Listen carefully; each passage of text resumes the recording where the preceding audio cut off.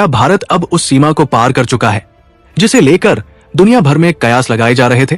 क्या पड़ोसी मुल्कों की मिलीभगत का वो खौफनाक चेहरा बेनकाब हो गया है जिसके बारे में सुरक्षा एजेंसियां लंबे समय से आगाह कर रही थी? और क्या अब भारत ने पीओके के भीतर उस बड़े खेल को अंजाम दिया है जिसके बाद नक्शे की परिभाषा हमेशा के लिए बदल सकती है? नमस्कार, आप देख रहे हैं विशेष न्यूज रिपोर्ट।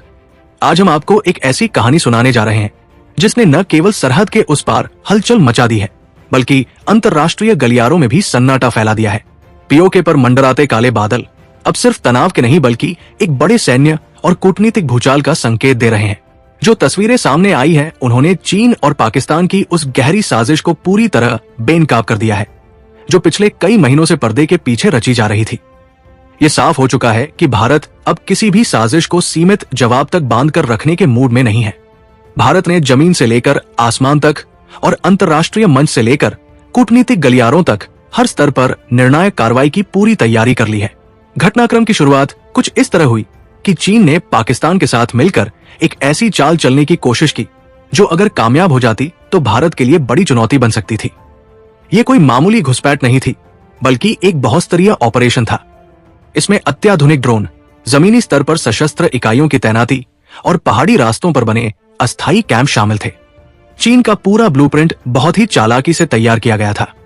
उसका मकसद था कि एक तरफ नीलम घाटी को भारी दबाव में लाया जाए और दूसरी तरफ उससे जुड़ी 3 महत्वपूर्ण पहाड़ी घाटियों को मिलाकर एक ऐसा सैन्य गलियारा तैयार किया जाए जिसके जरिए भारत की अग्रिम चौकियों पर न सिर्फ नजर रखी जा सके बल्कि समय आने पर तेजी से मूवमेंट करके वहां की स्थिति को एक तरफा करने की कोशिश भी की जा सके।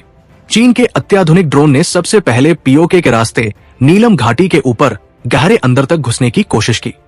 इन ड्रोन की उड़ान कोई सामान्य रूटीन पेट्रोलिंग नहीं थी बल्कि ये माइक्रो लेवल मैपिंग और रियल टाइम डेटा कलेक्शन का एक बड़ा ऑपरेशन था जो आगे चलकर जमीनी घुसपैठ और टैंकों की मूवमेंट के लिए आधार तैयार कर रहा था। यही नहीं, चीन ने इन्हीं रास्तों से अपनी सशस्त्र सेनाओं की सीमित लेकिन रणनीतिक तैनाती बढ़ाने का पूरा प्लान तैयार किया था। विशेष रूप से उन 3 पहाड़ी घाटियों पर ध्यान केंद्रित किया गया था जहां से भारत की नजरों से बचकर गतिविधियां करना अपेक्षाकृत आसान माना जाता था। लेकिन इस पूरे प्लान की सबसे बड़ी कमजोरी वहीं से शुरू हुई जहां चीन को सबसे ज्यादा भरोसा था। जैसे ही भारतीय खुफिया एजेंसियों और तकनीकी निगरानी तंत्र को इन ड्रोन की संदिग्ध हलचल की भनक लगी, पूरा सुरक्षा तंत्र अचानक अलर्ट मोड पर चला गया। सामान्य नजर से दिखने वाली वे मामूली उड़ानें असल में सामरिक घुसपैठ के पहले चरण की गतिविधियां साबित होने लगी। रडार पर दर्ज हो रहे पैटर्न और इन ड्रोन के फ्लाइट कॉरिडोर ने साफ संकेत दे दिया कि ड्रैगन की नजर नीलम घाटी के हर मोड़ पर है। भारत ने एक पल भी गवाए बिना इन आसमानों को अपने नियंत्रण में लेने का फैसला किया। यहीं से शुरू हुआ वो जबरदस्त एक्शन जिसने चीन के पूरे ऑपरेशन को रातों रात पलटकर रख दिया। भारत ने सबसे पहले अपने अत्याधुनिक एंटी ड्रोन मिसाइल सिस्टम और इलेक्ट्रॉनिक वॉरफेयर ग्रिड को सक्रिय किया। भारत के पास अब वो क्षमता है कि वो न सिर्फ दुश्मन के ड्रोन की सटीक लोकेशन का पता लगा सकता है बल्कि जरूरत पड़ने पर उनके कम्युनिकेशन और नेविगेशन सिस्टम को भी पूरी तरह जाम कर सकता है। नीलम घाटी के ऊपर उन 3 पहाड़ी घाटियों की दिशा में उड़ान भर रहे ड्रोन अचानक या तो रडार से गायब होने लगे या फिर उनकी दिशा अनियंत्रित होने लगी। भारतीय सुरक्षा तंत्र की सटीक कार्रवाई के चलते कुछ ड्रोन सीधे हवा में मार गिराए गए जबकि कुछ के सिस्टम को ओवरराइड करके उन्हें वही क्रैश करा दिया गया।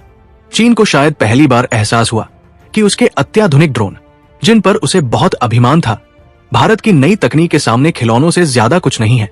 चीन को यकीन था कि ये ड्रोन तकनीकी रूप से अजेय है और इनके जरिए वो पीओके के रास्ते घाटियों की हर हरकत पर नजर रख लेगा। लेकिन भारत ने एक ही ऑपरेशन में फिर साबित कर दिया कि चाहे आसमान हो या पहाड़, भारत को अब नजरबंद करना इतना आसान नहीं है। ड्रोन के इस तरह ढेर होने के बाद अगर ड्रैगन को लगा कि मामला यही थम जाएगा तो ये उसकी सबसे बड़ी भूल थी, क्योंकि भारत ने न केवल उड़ते हुए लक्ष्यों पर नजर रखी बल्कि जमीनी स्तर पर भी जबरदस्त अभियान शुरू कर दिया। ड्रोन के उड़ान पैटर्न, उनके रूट और जिन स्थानों पर वे ज्यादा मंडराते दिखाई दे रहे थे, उन सभी डेटा पॉइंट्स का विश्लेषण करने के बाद भारत ने संकेत पाया कि इन्हीं इलाकों के नीचे जमीन पर भी बड़ी हलचल चल रही है। नीलम घाटी के आसपास और उससे सटे 3 पहाड़ी रास्तों पर चीन ने सैन्य अभ्यास और अस्थायी तैनाती के नाम पर कैंप बना रखे थे। यही वे ठिकाने थे जहां से न सिर्फ ड्रोन ऑपरेशन को नियंत्रित किया जा रहा था बल्कि आगे टैंक और सशस्त्र इकाइयों की तैयारी तथा मूवमेंट के लिए लॉजिस्टिक सपोर्ट भी तैयार किया जा रहा था। भारत ने तय कर लिया कि अब जवाब सिर्फ आसमान तक सीमित नहीं रहेगा, बल्कि जमीन पर भी उतना ही तेज और निर्णायक होगा। इसके बाद जो ऑपरेशन शुरू हुआ उसने पूरे क्षेत्र की तस्वीर बदलकर रख दी। भारतीय सेना ने लक्षित तरीके से उन सभी अस्थायी चीनी कैंपों को निशाना बनाना शुरू कर दिया जो नीलम घाटी और 3 पहाड़ी घाटियों को घेरने के लिए बनाए गए थे। तोपों से लेकर प्रिसिजन स्ट्राइक तक हर हथियार का इस्तेमाल एक सोची समझी रणनीति के तहत किया गया।